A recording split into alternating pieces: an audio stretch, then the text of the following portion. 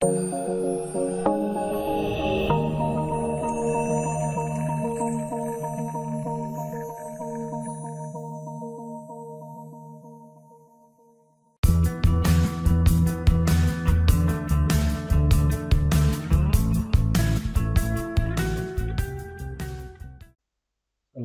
warahmatullahi wabarakatuh. Selamat datang, salam budi luhur. Baik, ketemu lagi di mata kuliah Matematika Komputasi Lanjutan. Hari ini kita sudah masuk di pertemuan ke-13. Nah, untuk pertemuan kali ini kita masuk ke materi mengenai graf khusus. Yang pertama itu ada graf lengkap atau complete graph, yaitu graf sederhana yang setiap simpulnya mempunyai sisi ke semua simpul lainnya. Ada graf lengkap. Graf lengkap dengan n buah simpul dilambangkan dengan Kn. Kemudian jumlah sisi pada graf lengkap yang terdiri dari n buah simpul adalah n dikali n minus 1 dibagi 2. Jadi kalau misalkan simpulnya itu cuma 1, maka itu dinamakan K1. Kemudian kalau simpulnya ada 2, berarti K2. Jadi penamaannya ini sesuai dengan berapa banyak simpulnya tadi. Kalau dia simpulnya 3, K3, kemudian simpulnya 4, K4, dan seterusnya. K5 dan K6. Nah, jumlah sisi pada graf lengkap itu, jadi misalkan di sini ada K4, berarti simpulnya ada 4, maka jumlah sisinya itu adalah sesuai dengan rumus ini. Jadi 4 dikurang 1, 3 dibagi 2. Nah, seperti ini. 4 dikurang 1 ya. 4 dikurang 1, 3. Kali 4, 12 dibagi 2. Berarti ada 6. 1, 2. Ini jumlah sisinya. 1, 2, 3, 4, 5, 6. Nah, ini yang dikatakan graf lengkap. Jadi, setiap simpulnya mempunyai sisi ke semua simpul lainnya. Simpul ini ketemu dengan ini. Nah, seperti itu. Oke, kemudian graf lingkaran. Graf lingkaran itu adalah graf sederhana yang setiap simpulnya berderajat 2. Graf lingkaran dengan n simpul dilambangkan dengan Cn. Jadi kalau simpulnya ada 3, berarti C. Ya, simpulnya ada 4, C4. Simpulnya ada 5, C5, C6, dan seterusnya. Nah, jadi kalau kita lihat di sini seolah-olah masing-masing simpul ini saling bergandengan tangan. Itulah graf lingkaran. Nah, bentuknya tidak harus berupa lingkaran. Jadi graf lingkaran ini cirinya itu seperti itu. Setiap simpulnya berderajat 2. Nah, berarti dia adalah graf lingkaran. Bentuknya tidak harus berupa lingkaran. Oke, kemudian ada graf teratur atau regular graph. Nah, graf teratur ini adalah graf yang setiap simpulnya mempunyai derajat yang sama. Itu disebut graf teratur. Apabila derajat setiap simpul itu adalah R, maka graf tersebut disebut graf teratur derajat R. Jumlah sisi pada graf teratur adalah sesuai dengan rumus N dikali R dibagi 2. Nah, ini salah satu contoh graf teratur. Jadi kalau kita lihat graf lingkaran ini, nah ini juga termasuk graf teratur sebenarnya, graf teratur yang berderajat 2. Kemudian graf lengkap juga sebenarnya merupakan turunan dari graf teratur. Graf teratur yang derajatnya itu adalah sesuai dengan rumus ini tadi. Ya. Jumlah sisinya N dikali R dibagi 2. Oke. Ini ada contoh. Kita disuruh menentukan berapa jumlah maksimum dan jumlah minimum simpul pada graf sederhana yang punya 16 buah sisi dan tiap simpul berderajat sama. Kemudian tiap simpul berderajat sama dengan atau lebih besar atau sama dengan 4. Nah, kalau kita lihat dari cirinya ini, graf sederhana kemudian berderajat sama. Berarti dia adalah graf teratur. Nah, sesuai dengan rumus, jumlah sisi pada graf teratur berderajat R itu adalah NR dibagi 2. Jadi, sama dengan 32 per R. Nah, kita disuruh menentukan jumlah maksimum dan jumlah minimum simpulnya berapa. Jadi, N-nya itu berapa sesuai dengan ketentuan ini. Nah, jumlah sisi dalam sebuah graf teratur itu adalah berupa bilangan bulat. Jadi,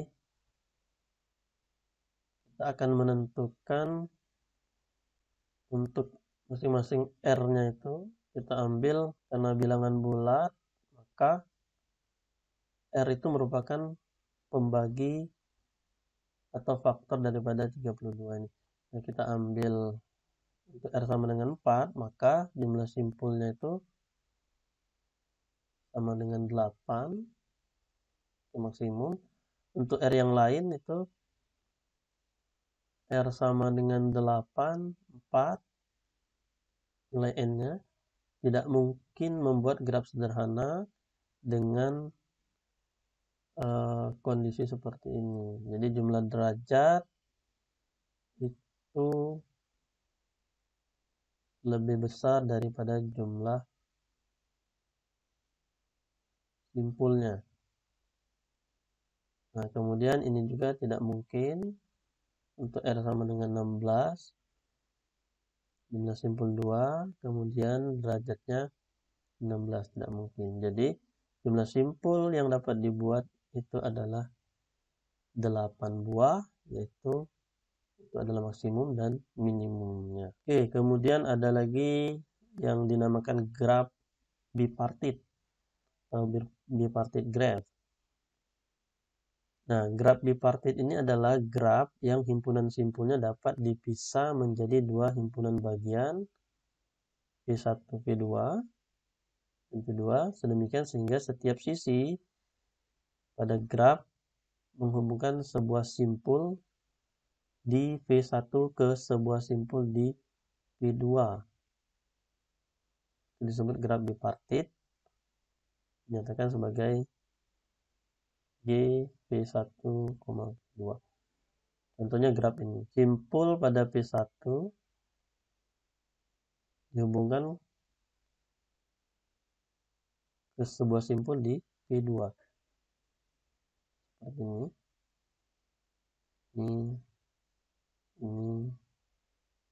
Ini dengan ini, yang ini dengan ini. Nah, tapi masing-masing simpul pada himpunan bagian ini itu tidak saling terhubung. Ini dia. Ini tidak terhubung, ini tidak terhubung. Nah, ini adalah salah satu contoh graf bipartit karena simpul-simpulnya dapat dibagi menjadi Bahkan A, B dengan D ini kalau kita pisahkan,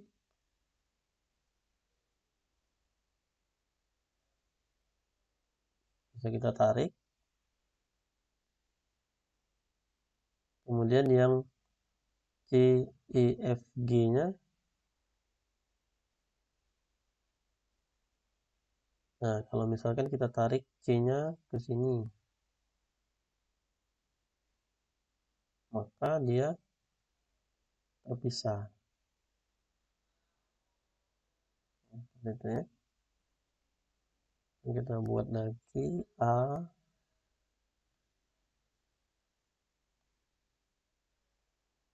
B, kemudian D-nya kita tarik ke atas.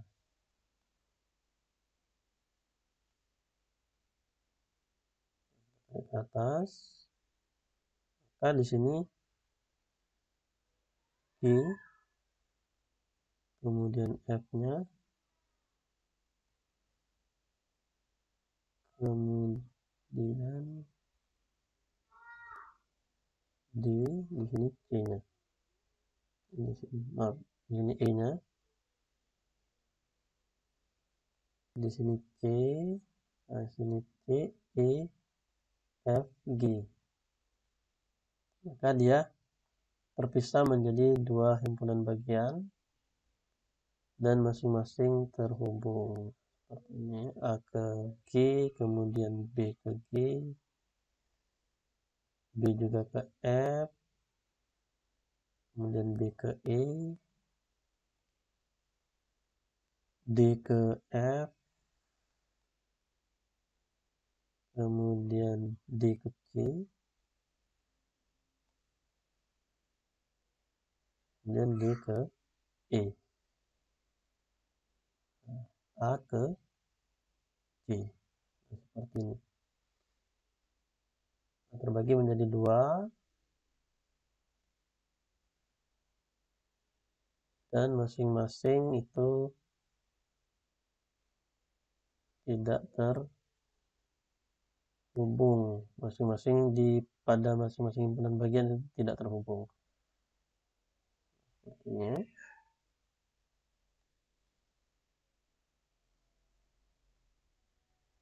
Nah, ini yang dikatakan graf bipartit. Oke. Ini beberapa contoh yang lain. Ini terbagi dua. Kemudian ini terbagi dua. Nah, topologi bintang juga itu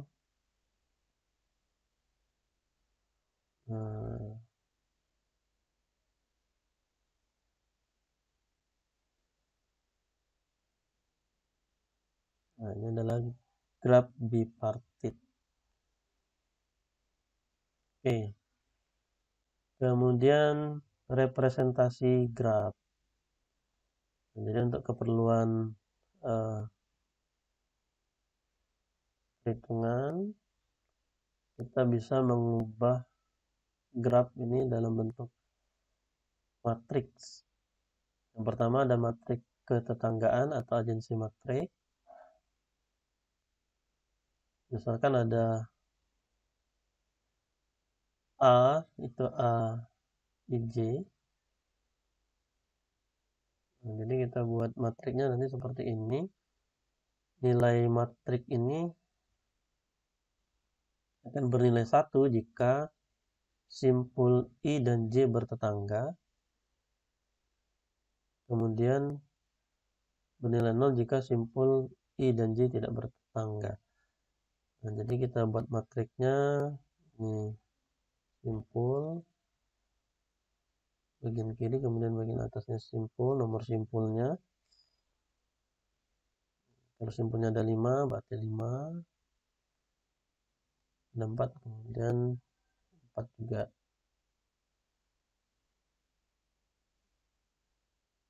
Ini 4, simpulnya ada 4. Nah, untuk menentukan nilai matrik ini sesuai dengan ketentuan ini, matrik ketetanggaan. Jadi kalau dia antara dua simpul itu bertetangga, maka nilainya 1. Tapi kalau tidak, berarti dia simpulnya itu tidak bertetangga, berarti nilainya adalah 0. Nah, untuk 1 ini karena tidak ada sisi yang menghubungkan 1 dengan 1, maka nilainya adalah 0. Kemudian 1 dengan 2. Nah, ini ada seperti ini. 1 dengan 2 itu bertetangga karena dihubungkan oleh sisi secara langsung seperti ini. Nah, itu nilainya 1. Kemudian 1 dengan 3 juga bertetangga, nilainya 1. Kemudian 1 dengan 4 tidak bertetangga, berarti nilainya 0. Kemudian 2 dengan 1 bertetangga. Kemudian 2 dengan 0, 2 dengan 1 bertetangga. Kemudian 2 dengan 2 tidak ada juga ini, maka 0. 2 dengan 3 bertetangga. Nah, seperti itu untuk menentukan nilai matriknya. Ini sama. Nah, khusus untuk yang ini karena tidak ada tetangganya, simpul yang 5 ini berarti dia nilainya 0. Nilainya 0 semua.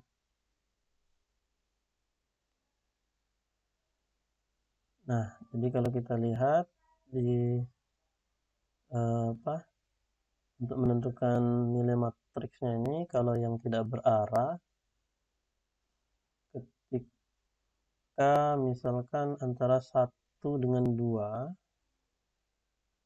nilainya 1. Kemudian sebaliknya 2 dengan 1, misalkan simpul X dengan Y, kita anggap ini ada menghubungkan antara X dengan Y, maka nilainya adalah 1. Nah, begitu juga Y dengan X, pasti nilainya juga 1. Nah, seperti ini. Tapi untuk yang berarah nanti itu agak berbeda. Selain kita melihat ada sisi yang menghubungkan antara dua simpul tersebut atau tidak, kita juga melihat arahnya. Jadi arahnya itu misalkan ada atau tidak sisi yang berasal dari simpul yang satu ke simpul yang lainnya. Nah, nanti tidak berlaku seperti ini.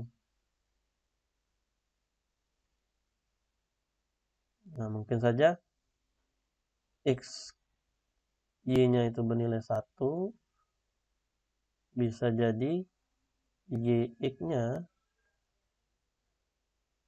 itu nilainya adalah 0. Nah, bisa jadi seperti itu karena kita harus melihat arahnya juga. Oke, sekarang kita lihat untuk menentukan yang nomor C ini, simpulnya ada 4, berarti kita buat matriknya 4 kali 4.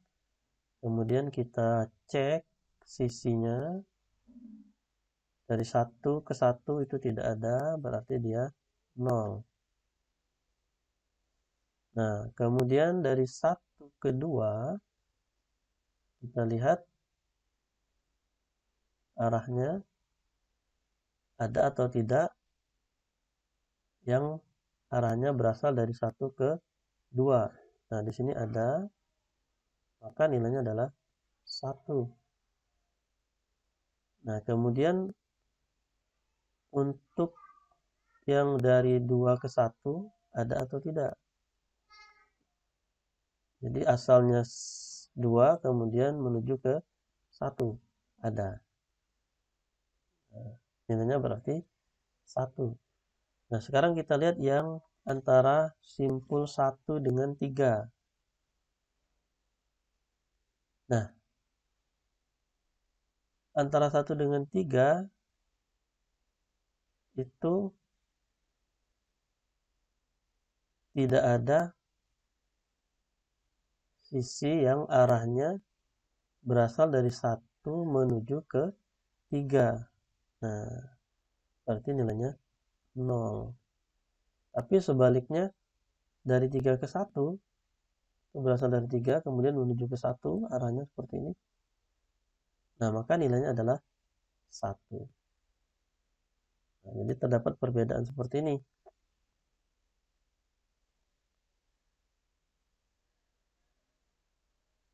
Nah, tidak berlaku seperti yang tidak berarah. Jadi kalau tidak berarah tadi 1 dengan 3 nilainya 1, maka untuk 3 dengan 1 itu pasti sama. Tapi kalau yang berarah kita harus lihat dulu arahnya itu ada atau tidak sisinya yang berasal dari simpul yang satu ke simpul yang lainnya. Nah, seperti ini contohnya. Antara 3 dengan 2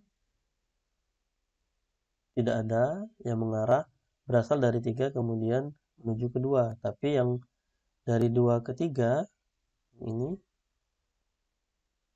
2, 3. Nah, itu ada. Berasal dari 2 kemudian menuju ke 3. Kan nilainya 1. Oke, seperti itu. Nah, derajat untuk menentukan derajat tiap simpul untuk graf tak berarah menggunakan rumus seperti ini. Kemudian untuk graf berarah derajatnya ada 2. Jadi ada derajat masuk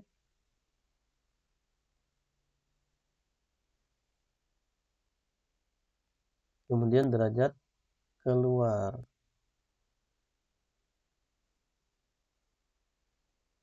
Nah, kalau yang tadi itu adalah untuk menentukan derajatnya setiap simpul itu kita jumlahkan. Kita jumlahkan matriknya, nilai pada matrik ini. Nah, misalkan untuk simpul 1 berapa jumlahnya?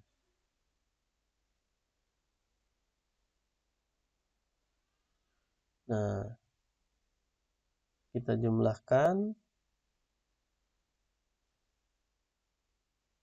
Jadi cara bacanya itu vertikal ke horizontal.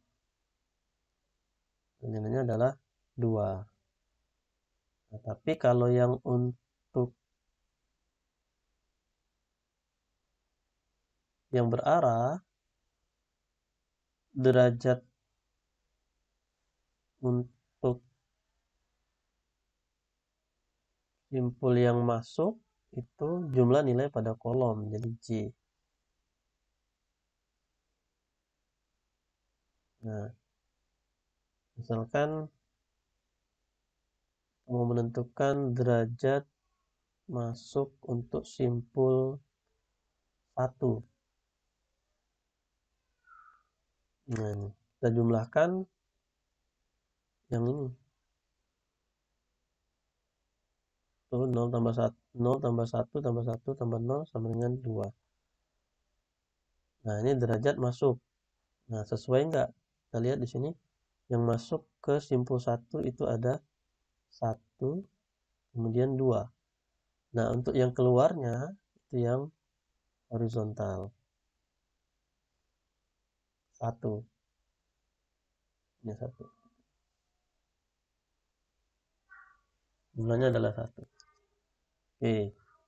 Nah, kemudian berbeda untuk yang graf berbobot. Jadi kalau graf berbobot ini nilai matrik itu sesuai dengan nilai bobot pada masing-masing sisi. Nah, jadi kalau simpul antara A dengan A itu tidak ada, berarti dia enggak.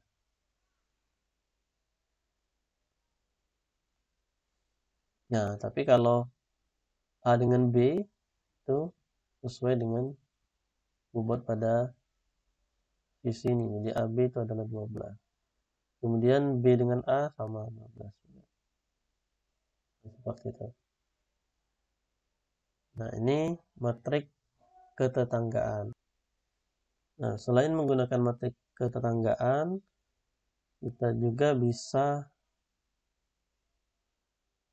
merepresentasikan graf ini dalam bentuk matrik bersisian atau insidensi matrik.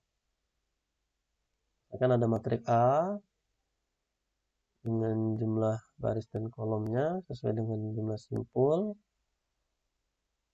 Nah, akan bernilai 1 jika simpul I bersisian dengan sisi J. Kemudian akan bernilai 0 jika simpul tidak bersisian dengan sisi J. Nah, untuk menentukan matriksnya itu jadi seperti ini. Yang ini adalah simpul, kemudian yang ini adalah sisi. Di sini adalah sisinya. I1, I2, I3, I4, I5. Nah, kalau misalkan antara simpul 1 bersisian dengan I1, berarti nilainya adalah 1. Kemudian simpul 1 dengan sisi I2 bersisian, nilainya 1 juga. Kemudian antara 1 dengan E3, 1 dengan E3 itu tidak bersisian, berarti nilainya adalah 0. 1 dengan E4 itu bersisian, nilainya 1. Kemudian 1 dengan E5 itu tidak bersisian, nilainya 0. Dan seterusnya seperti itu. Oke, kemudian bisa juga dengan senarai ketetanggaan atau adjacency list. Nah, kita buat berupa tabel seperti ini. Itu kolomnya terdiri dari simpul, kemudian simpul tetangga. Kita buat tabel seperti ini. Nah, untuk yang graf A ini ada 4 simpul, 1, 2, 3, 4. Kemudian simpul 1 bertetangga dengan 2 dan 3. Kemudian simpul 2 bertetangga dengan 1, 3, dan 4. Kemudian 3 bertetangga dengan 1, 2, 4. 4 bertetangga dengan 2 dan 3. Nah, untuk yang B-nya 1 dengan 2 dan 3, 2 dengan 1 dan 3, ini 2 bertetangga dengan 3, 1 dan 3, kemudian 3 bertetangga dengan 1, 2 dan 4, kemudian 4 bertetangga dengan 3. Nah, untuk yang 5 ini karena dia terisolasi, berarti kita buat seperti ini. Nah, untuk yang berarah, ini yang kita lihat adalah simpul terminal. Nah, itu jadi dari simpul 1 ada atau tidak, atau dia menuju ke simpul yang mana. Nah, ini 1 menuju ke 2. Kemudian 2 itu menuju ke 1, menuju ke 3, kemudian menuju ke 4. Nah, 3 itu cuma ada 1 yang berasal dari 3, kemudian arahnya kemana? Tujuannya itu ke 1, maka di sini adalah 1. Nah, kemudian yang 4 arahnya kemana? Terminalnya adalah ada yang kedua, kemudian ada yang ketiga. Nah, seperti itu untuk yang senarai ketetanggaan. Oke, kemudian graf isomorfik. Nah, graf isomorfik ini adalah graf yang sama, tapi secara geometri bentuknya itu berbeda. Nah, itu disebut isomorfik. Ini ada contoh, ada matriknya seperti ini. Dari matrik ini kita gambarkan grafnya. Nah, dapatlah grafnya seperti ini. Bentuknya secara geometris berbeda, tapi ternyata ini adalah merupakan graf yang sama. Nah, karena dikatakan isomorfik itu jika terdapat korespondensi satu-satu antara simpul-simpul keduanya, antara sisi-sisi keduanya, sehingga hubungan kebersisian tetap terjaga. Nah, ini. Jadi jumlah sisinya sama, kemudian jumlah simpulnya sama, kemudian dia berkorespondensi satu-satu. Nah, jadi kalau ini seolah-olah kita hanya menggeser-geser saja. Nah, ini kalau kita tarik dua ini ke atas, dia berubah jadi seperti ini. Nah, itu yang dikatakan isomorfik.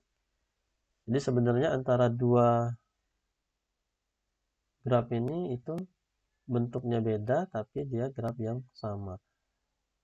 Nah, contoh-contoh yang lain, ini misalkan antara G1 dengan G2, ini isomorfik. Isomorfik, walaupun nama simpulnya berbeda, tapi dia berkorespondensi satu-satu. Nah, kalau misalkan yang 4 ini kita tarik ke sini, nah, dia berubah jadi seperti ini. Jadi 4 berkorespondensi, 1 berkorespondensi dengan A, 2 dengan B, 3 dengan C, kemudian 4 dengan D. Nah, tapi antara G1 dengan G3 itu tidak isomorfik. Walaupun jumlah simpulnya sama. Tapi jumlah sisinya berbeda.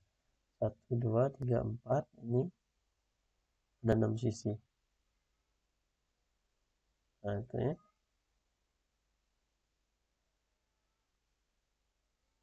Nah, yang antara G1 dengan G2 ini juga isomorfik.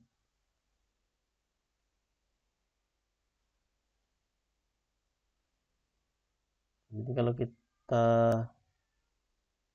pindahkan ini ke sini, D ini kita tarik ke sini, maka dia jadi seperti yang sebelahnya.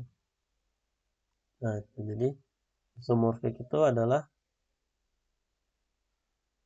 bisa juga kita lihat dari matriknya ini.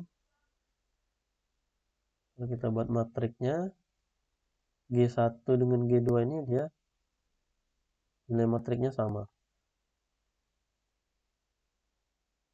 Nah, jadi X berkorespondensi dengan A, kemudian B dengan Y, jadi B dengan Y.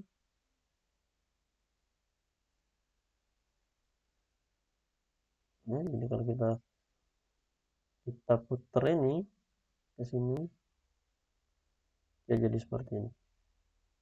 Kemudian C dengan W, C dengan W,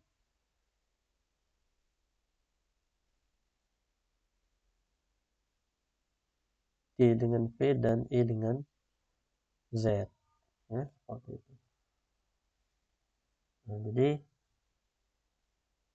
ini contoh-contoh lagi yang isomorfik. Kemudian yang ini juga isomorfik.